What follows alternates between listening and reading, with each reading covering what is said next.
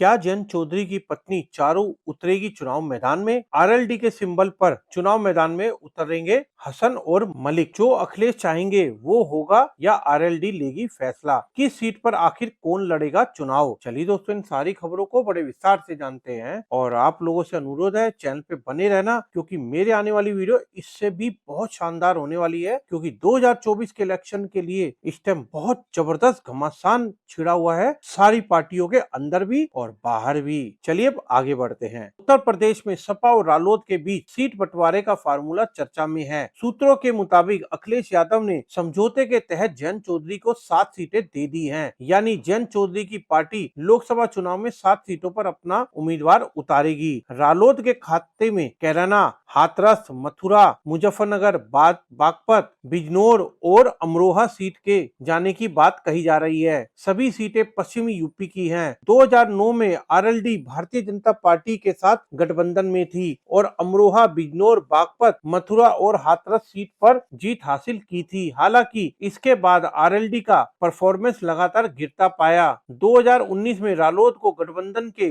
तहत सपा से मथुरा, मुजफ्फरनगर, बागपत सीट मिली थी, लेकिन तीनों ही सीटों पर पार्टी को करारी शिकस्त का सामना करना पड़ा। सूत्रों के मुताबिक ज्यादातर सीटें देने के सबसे बड़ी वजह आरएलडी से राज्य स्तरीय दर्जा छीन जाना है। 2023 में चुनाव आयोग ने कम वोट प्रतिशत का हवाला देते हुए आरएलडी से राज्य स्तरीय पार्टी का दर्जा छीन लिया गया था। राज्य स्तरीय पार्टी का दर्जा फिर से हासिल करने के लिए जयंत को लोकसभा चुनाव में कुल वैध मतों का 8% मत लाना होगा। इसके लिए आरएलडी ज्यादा से ज्यादा सीटों पर लड़ना चाह रही थी। सीट बंटवारे पर फॉर्मूला विधानसभा के आधार पर ही तय किया गया है। विधानसभा चुनाव के दौरान सपा ने आरएलडी को 33 सीटें दी थी, लेकिन लोकसभा में यह गणित देखा जाएगा कि 6 से 7वीं सदी के करीब वोट उनको मिला था, यानी कि 7 सीटों के आसपास बैठा था। अखिलेश ने जयंत के साथ सीट फाइनल करके यह संदेश दे दिया है कि इंडिया गठबंधन में यूपी की सपा ही सबसे बड़ी पार्टी है। हाल ही में अखिलेश यादव ने कहा है कि सपा सीट देने का काम करेगी, ना कि मांगने का। अखिलेश और जयंत के समझौते ने बीएसपी के गठबंधन में आने वाले सवाल पर भी फिलहाल विराम लगा दिया है। पश्चिमी यूपी का कैराना सीट से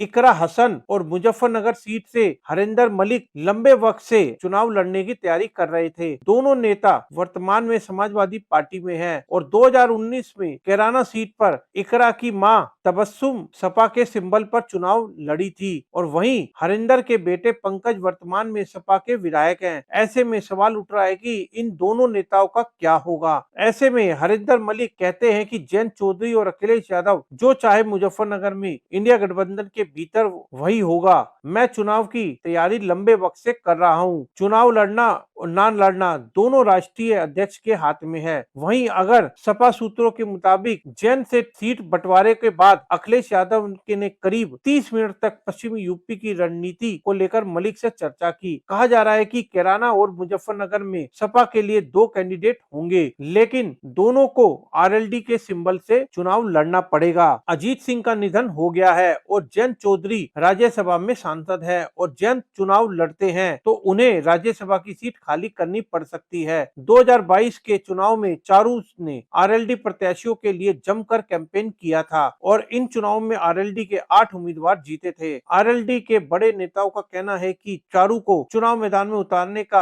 आखिरी फैसला जयंत चौधरी को ही लेना है। चारू को आरएलडी अगर चुनाव लड़ाती है तो सबसे सेफ सीट बागपत की होगी। बागपत सीट से पिछली बार जयंत चौधरी चुनाव लड़े थे, लेकिन बीजेपी के सतपाल सिंह ने 23,000 वोटों से उन्हें हरा दिया था। चारू चौधरी पेशे से फैशन डिजाइनर हैं। उन्होंने साल 2003 में जयंत से शादी की थी और उनके 2 अभी बच्चे भी हैं।